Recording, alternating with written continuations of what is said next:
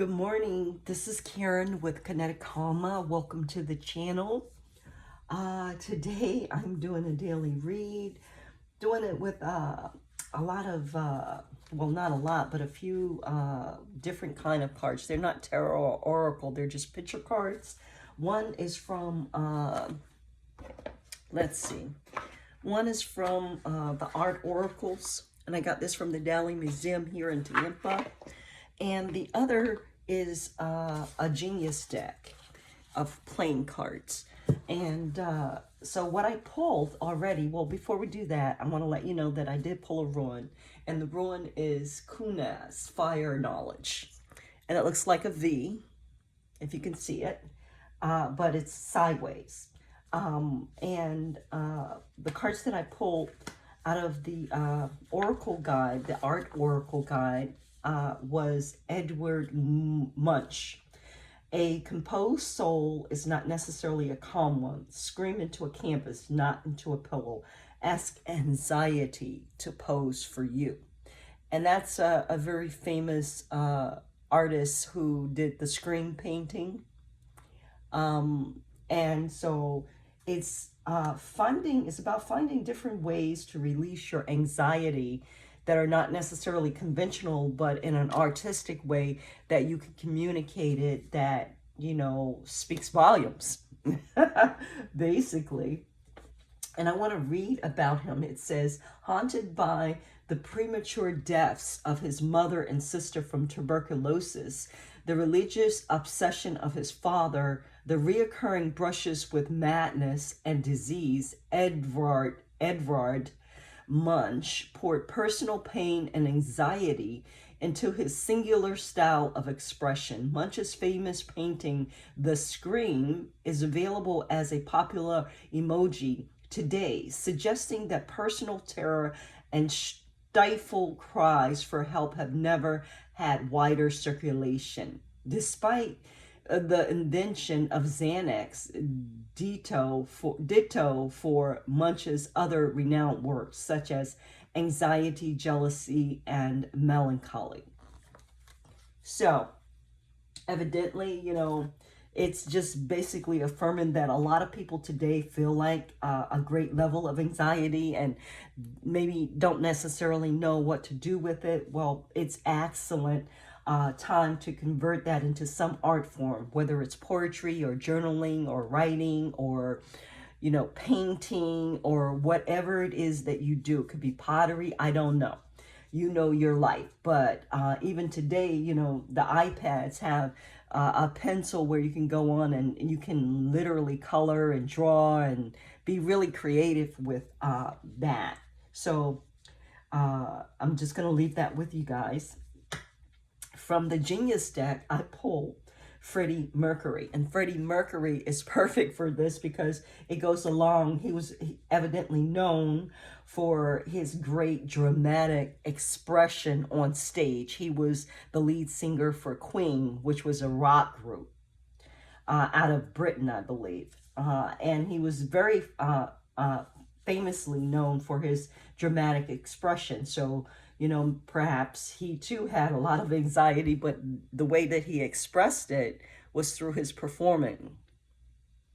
So I guess the question is what way do you have, what outlets do you have that you're gifted with that you can express your anxiety, your angst, your fear, your discontent? How can you do that artistically, and how might it profit your fellow human beings? How might it profit humanity if you did that, is what they're telling me. Okay, so next I want to do a reading from the Fairies Oracle by Brian Ford. And I want to acknowledge where I first saw this oracle was from a reader on YouTube by the name of Manna, who was very beautiful, and she was so connected to these cards. And I hope and, you know, really wish that she is doing well. God bless her. She was having some issues, some health issues, and some other issues about her YouTube channel. And now she's not on YouTube, but she was beautiful, and I really just do thank her. I got a lot out of her readings. Okay, so Fairy Oracle, please advise, what about fire knowledge? We have the Pook, which is card 60. Let's see what it has to say to us.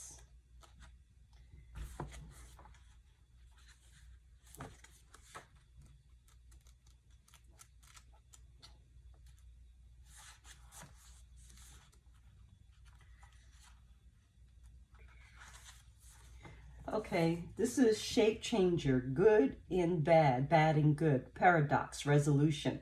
The Pook is a shape changer. He appears in whatever guise he thinks will be the most confusing to you, depending on his purpose, Brian wrote.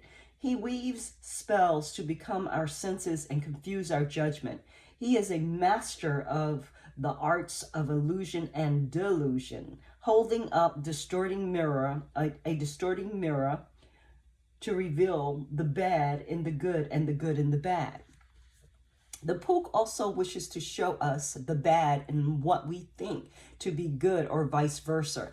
Now, this is a theme that's coming up from yesterday, the good and the bad and the good.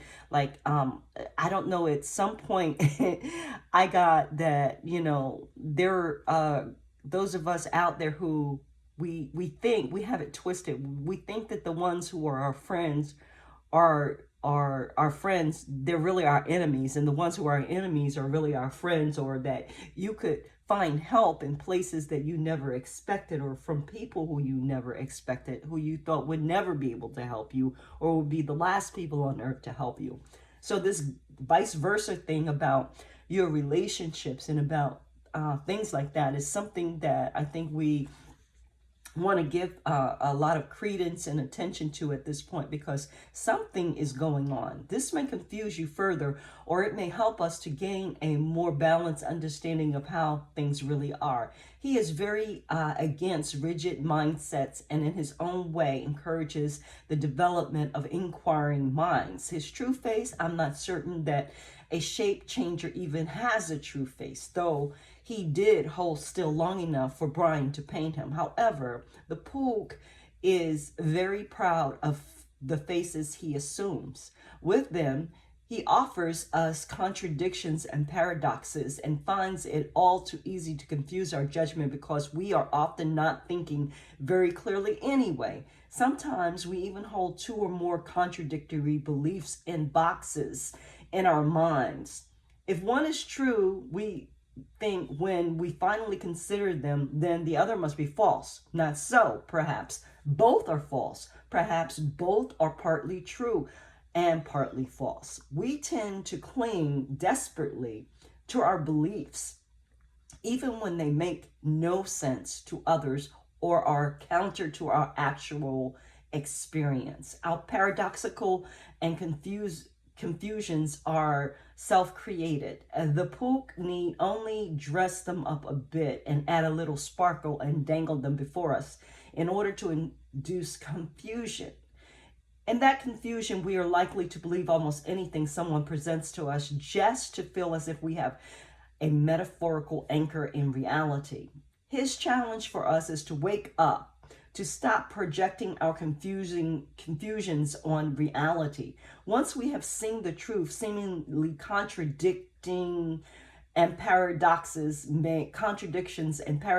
melt away in the manner of realizing a solution to a Zen koan-like. What is the sound of one hand clapping?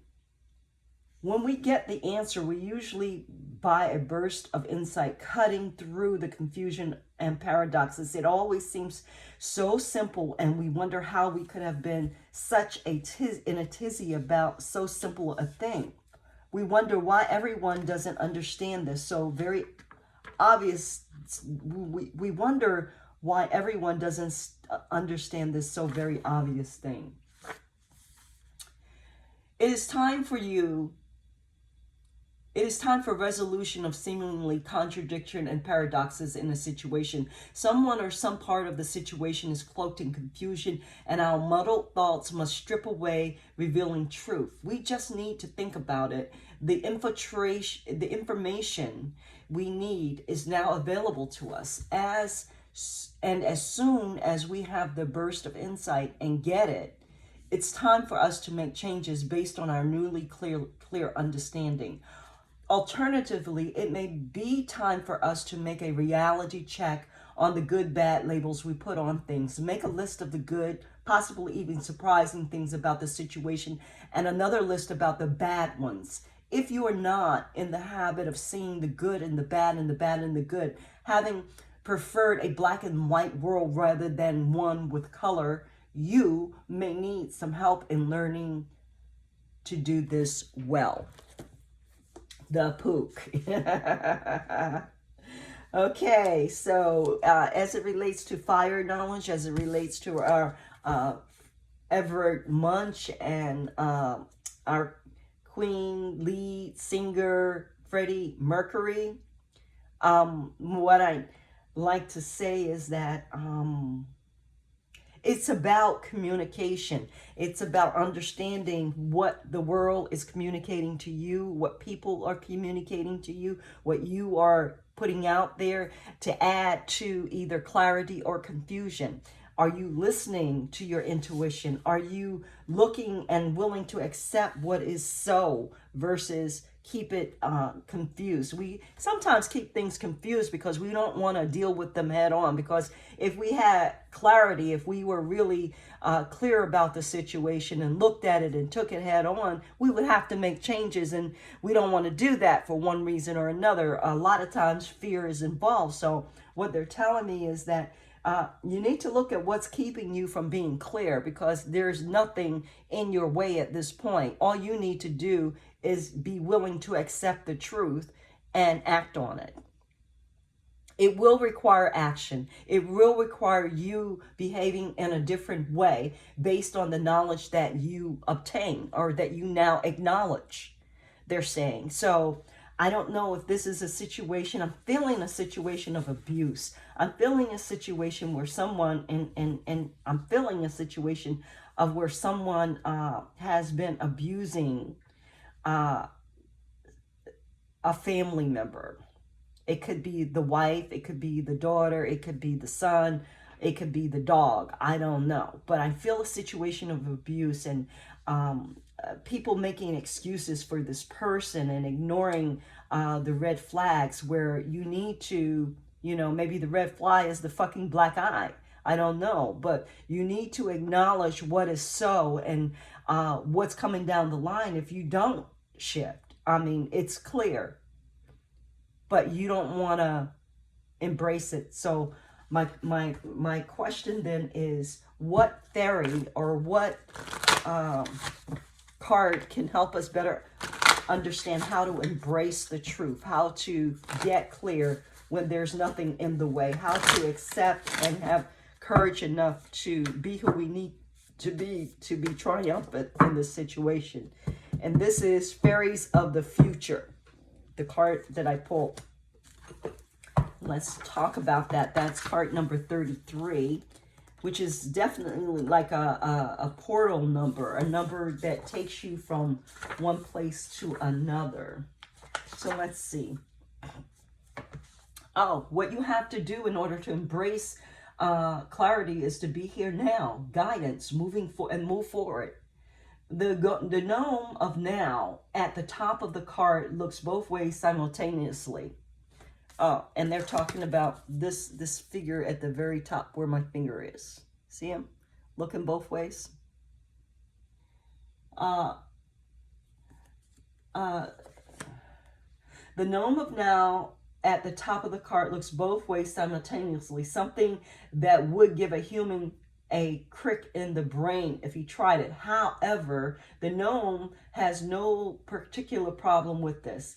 As fairies always have sliding sense of past, present, and future, and Anna in the center steps boldly forth, pregnant with possibility and carrying the hazelnut that grants wishes. Puji above her crouches ready to take off and rush ahead just as soon as she is sure what direction they are going, while the frog above her waits, hoping to be kissed just to see what will happen. Amathila on the left hesitates momentarily, not sure if she is dressed properly or has her hair done right for the occasion. Nearly everyone looks to the future with cheerful optimism. For all of Anna's bold stepping forward, if you look closely, you can see that she has her eye on the wise gnome king at the lower left. He seems sure of the way to go. He is relying on his gut senses to guide him, knowing that this is his magic and it will serve him better than logic in the unknown future. Being a gnome, a son of earth, he is well grounded in reality, which is what takes to have trustworthy gut feelings. Anna, being wise, or at least very nearly so, trusts him in this. Of course, she hasn't considered that where he wants to go may not be where she would most like to be. Fortunately, he has considered that and is pointing her in the right direction. I think that that's enough of that card. Basically, you need to get grounded, trust yourself, feel your gut for direction and go with it. Know that is that what you feel is guiding you in the absolute correct direction regarding whatever the situation is that you're dealing with, whether it be a relationship, a job choice, a career move, no matter what, trust your gut. But before you do, take time to clear and ground your energy into Mother Earth. And then go with what Spirit is telling you. Go with what your intuition is showing you. It's very clear. All you have to do is be willing to accept. You may want to ask for help from the other side, from your angels, from your guides with this situation. Okay? Spirit, is there any other information? Yes. We want to do a reading now with the archetype cards so that we could see what archetype is supporting us in the light and dark aspects of this reading. So Spirit, please advise. And one fell right out. It's called the Advocate. Light attribute inspires you to put compassion into action. Now, that doesn't mean that because you're an advocate or because you're compassionate that you're weak. No, you can put compassion into action in a very powerful, kick-ass way, they're saying. So use your fire knowledge, use your fire energy, that burning, that motion that kicks ass, that gets you in motion and moves shit out of the way. When it is regarding your advocate, your light attribute that inspires and puts compassion into what's going on. I told you that I felt that it was abuse of some nature. So use your compassion and your strength to identify and know and stand for what is right. Stand for honor and dignity versus abuse in your life or the life of someone you're responsible for. The shadow is embracing negative cause or committing to a cause for personal gain. And what I got there was, and it has not anything to do with the shadows to the point, but a lot of times when there's abuse, there's a collusion of agreement around the abuser that he's not an abuser, or there's a collusion around the family to keep the abuse secret because it's shameful and they don't want to be shamed or embarrassed or whatever, so they keep it hidden, which allows it to go on, they're saying. So don't do that. That's the shadow side, the side that would require bravery, the side that would require shining a light on the situation and calling out a motherfucker is the one you want to go with, is what I'm hearing. So God speed with you and your family and whatever the situation is about. Godspeed. May you be protected. May you move forward in your passion and light and peace, but powerfully. So, little bit of heavy reading today. Didn't expect it, but what I'd like to do is to thank you very much. Maybe they're saying what you want to do after the situation is handled, or after you've come through it and you're safe, or whoever is involved is safe, is turn it into an artistic format where it will benefit other people who are currently in the situation that you experience. Through some type of art that you can communicate and let people know that they're not alone in their struggles and their denial and their whatever, wherever the process is that they're in this cycle of abuse. And it can be broken through communication, through art, through expression that is positive and in a format that impacts the world in a uplifting way. So I'd like to thank you for coming to the reading. May everybody be safe out there and powerful and blessed. Have a good day. Oh, also, please click the like button and subscribe to the channel. It does the channel a world of good. I love it. I really appreciate all of your likes and subscribes, and it does your abundance cycle a world of good. Stay strong, stay blessed. Bye-bye.